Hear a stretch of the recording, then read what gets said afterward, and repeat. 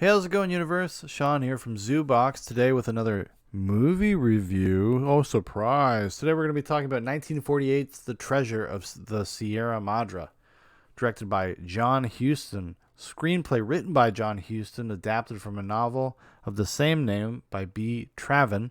It stars Humphrey Bogart, Walter Huston, and Tim Holt. There's other people in the movie, but those are the main cast. Those are your main boys. I had never seen this movie. I was very excited to watch it.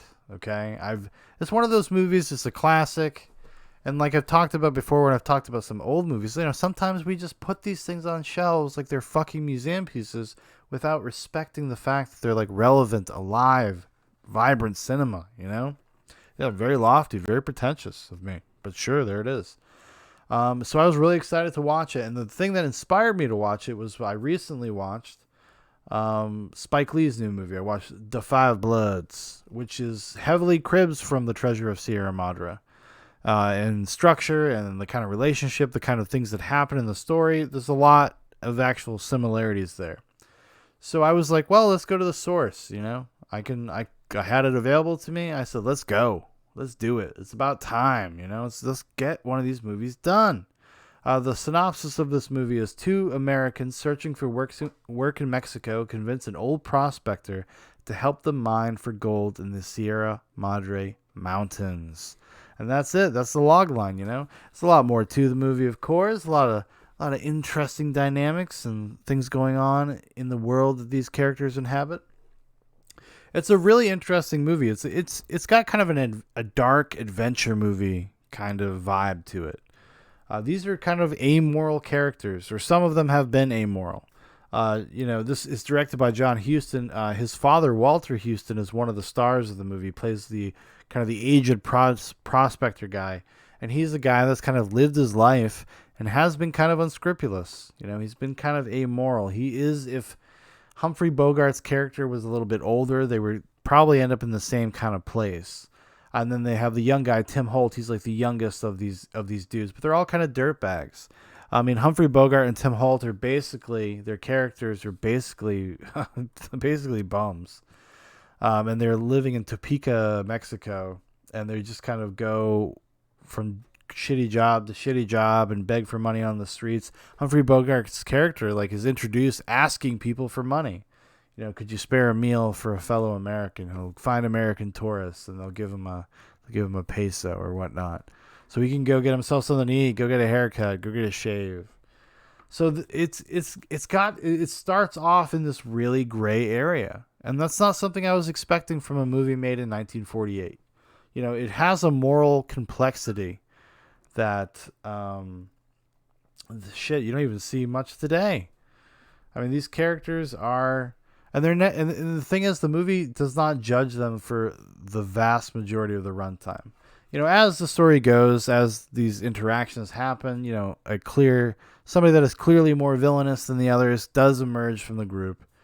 But for a long time, it really doesn't judge them for being the way they are. They're survivors. They're just trying to get by. The story takes place in 1925. It's just a tough time to be alive. It's just a tough time to be a working man out there. And these are kind of nomadish characters. They have no families. They have no homes. And they're just there for the kind of the pursuit of life, the pursuit of adventure almost, right? And, and these two guys, Tim Holt and Humphrey Bogart, they're these basically homeless bums. And they end up having this opportunity to go prospect for gold, and they're going to go find their dreams. And as the story goes, you find out that they're so affected by the life they've been living. They have a problem kind of trusting each other and trusting other people, and just dealing with the terrain and the harshness of all the conditions, and where they're looking for gold is like bandit territory. And bandits will just come and murder you and just for your shoes. They don't care. So the whole thing, there's all this treacherous nature of everything that they're experiencing.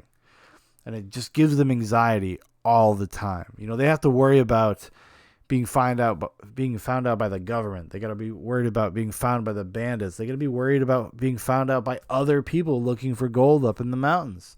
Because they end up finding a vein of gold in a mountain, and they're mining it. and they're super paranoid about it. And that paranoia is really, really driven by Humphrey Bogart's character. He kind of introduces this idea that every man is responsible for himself, and every man's like is responsible for his product, his gold.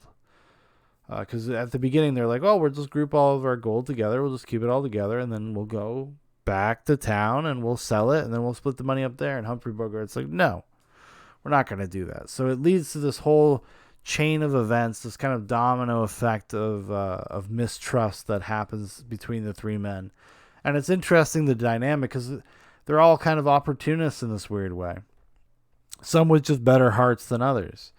And it's interesting to see how those relationships develop. And there's a lot more depth there than you would expect from a movie from 1948. And that's the thing about John Huston. John Huston was never a slouch.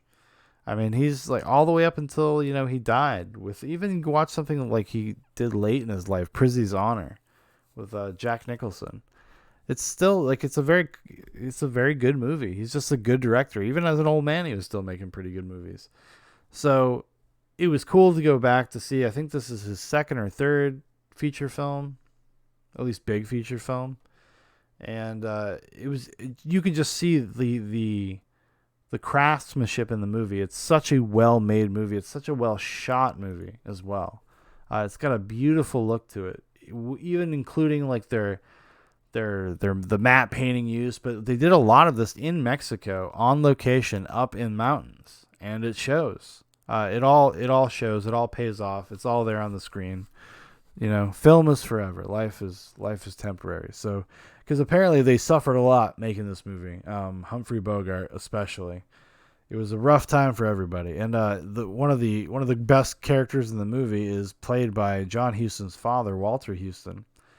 And he was an older guy at the time, and it was a rough shoot for everybody. But they still seemed like they had a lot of fun. It was back in the day when men were men. A lot of fucking around, even though days were long and hard. I was reading some of the trivia, and they used to play tons of pranks on each other and just try to keep each other in the spirit of what they were making. And John Huston just had that kind of set. He just created that kind of an environment. He cultivated this I don't know, this environment where they could comfortably achieve their characters, because even though it is a dark story, there is kind of a light funness to it through a lot of it. There is this spirit of discovery with these guys, and they're finding gold, and they're doing well, and they're up in the mountains, and of course, every 20 minutes or so something happens where they have to deal with a situation, and those situations are interesting or made more interesting or more harrowing because of the personality dynamics between the three men. And as you learn who is more trustworthy, who's like more noble, who's better than the other in terms of just like a virtuous or quality of a person. And it's just intriguing the whole way through. I mean, this is it felt so contemporary. That was one of the things I was so impressed with. Like, it's obviously clearly an older movie, but it didn't feel like it. It felt just so relevant, and I was immediately drawn into the plight of these guys, and just immediately drawn into their characters. And I've met people like this, and I was just in it. I was just in it from the get-go. It's one of these rare movies that you feel like perfectly executes on its intentions. I can't think of anything in this movie I think is a misbeat, because it creates all these scenarios to really, really dive deep into who these men are and what they want out of life. So everything, and it does it in a way that is just everything is an escalation from, everything's a little bit worse than the thing before. It starts with like a poisonous lizard, ends with the bandits attacking the camp. And it does it all so well, and once you get all this time to get to know these guys, because in some respects this is a character piece for the three leads, and that's what makes it fascinating. It's not just the situation they're in; it's the men that are doing these things that makes it fascinating, and that makes it connect with you as a viewer. I was so drawn into it, and just the story itself. It's got so many great twists and turns. I mean, just aside from the great performances, from the great acting, from the great writing in that respect, just as a plot, I kept me guessing the whole time. I really had no idea what was going to happen or how it was going to end.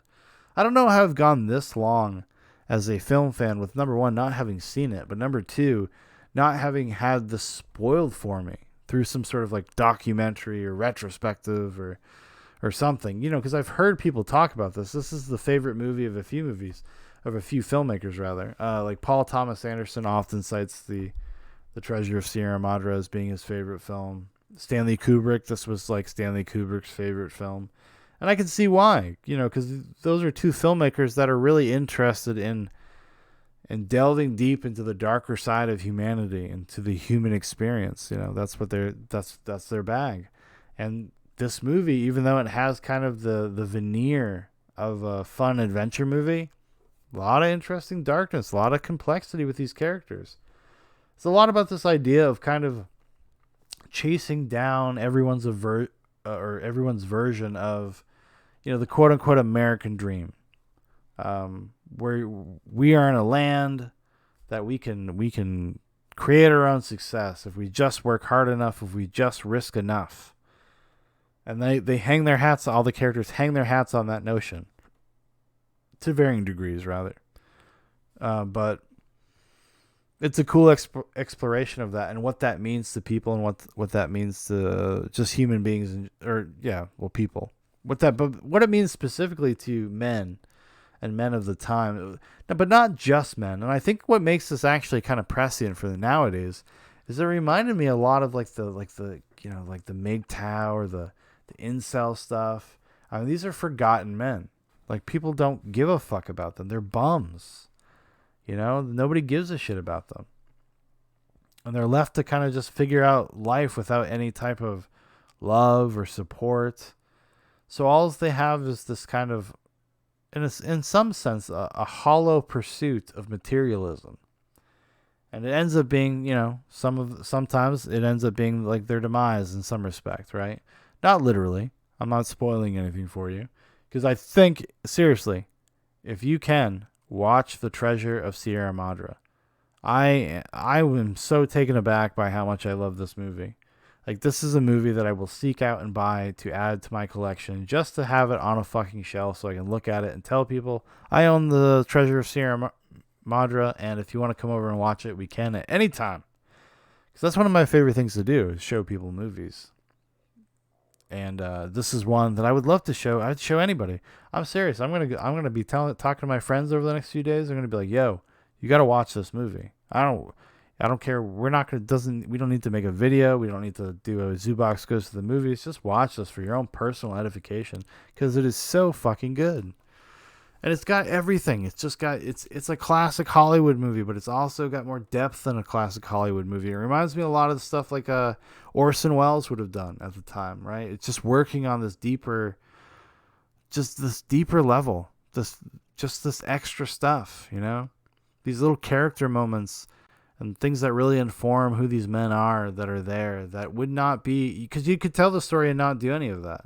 This could be a very binary experience where there's good guys and there's bad guys, but no, everything exists in this gray area.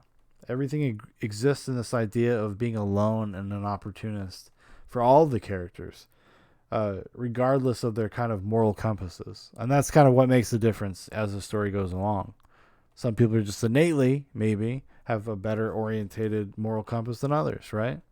And what they're willing to do to attain success, This is a great movie.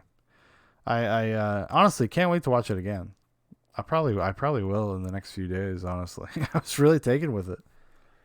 It's such a perfectly executed experience. I don't know how I couldn't, Maybe that's just me. I don't know. But yeah, that's all I got to say about this movie. Go watch it. Go check out The Treasure of Sierra Madre. John Huston. Fucking killing it again. And I'm a John Huston fan. I've seen a few of his other movies. And this was definitely a highlight. I cannot believe I hadn't seen this. I don't know how. I missed this one.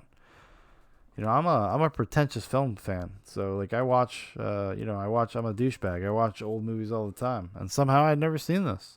So glad that I did. If anything that the Five Bloods gave me was the inspiration to watch this today. So thank you, Spike Lee. Thank you for being a fan of film, because you introduced something that I might have missed. I might have just kind of gone on by. And it's another lesson. Like I said earlier, it's a lesson. Do not let these older movies become fucking museum pieces that you just stare at from the distance to say, oh, isn't that nice? Because they're not that. They're just as vital. They're just as relevant. They're just as important. It's just like good books, good philosophy. It's eternal. It exists on the continuum of humanity, and the points that they make about human nature are eternal. And you can watch them or read them anytime, you know? This would be one of those. All right, everybody, thanks for watching. Thanks for listening. If you'd like to know more about Zoobox, you want to catch up with everything Zoobox related, there's some links in the description. Check out our Facebook, check out our Instagram, check out my personal Twitter, and also, if you would like to hear me talk about something specific, maybe on these daily videos, maybe give me a cool idea for something to do on the bigger show, Zoobox Goes to the Movies, which if you haven't checked out, check out the latest episode. I did it with my buddy Dan Profit. We talked about Copland, James Mangold's 1997 Copland. And those are deep dives into these movies, into any movie we talk about, you know. They're generally made for you to have already seen the movie, and we just kind of go through every single thing we can possibly think of to talk about the movie. And it's a lot of fun. So check out those videos. Please check out those podcasts. There's audio versions for not these daily videos, but there's audio versions for all the Zoobox Goes to the Movies and Zoobox, a podcast about nonsense, the regular show. All right, everybody. Thanks for watching. Goodbye.